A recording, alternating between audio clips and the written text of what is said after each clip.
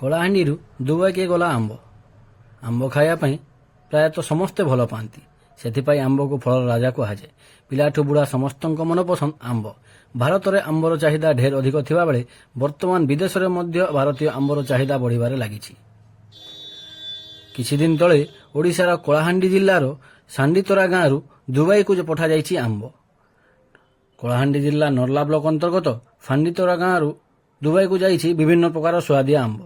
ଉଦ୍ୟାନ ବିଭାଗରେ କାର୍ଯ୍ୟରତ ଥିବା ସାଣ୍ଡିତୋରା ଗାଁର ପୂର୍ଣ୍ଣଚନ୍ଦ୍ର ମାଝୀ ନିଜ ଗାଁରେ 25 ଏକର ଜମିରେ ଆମ୍ବ ବଗିଚା କରିଛନ୍ତି।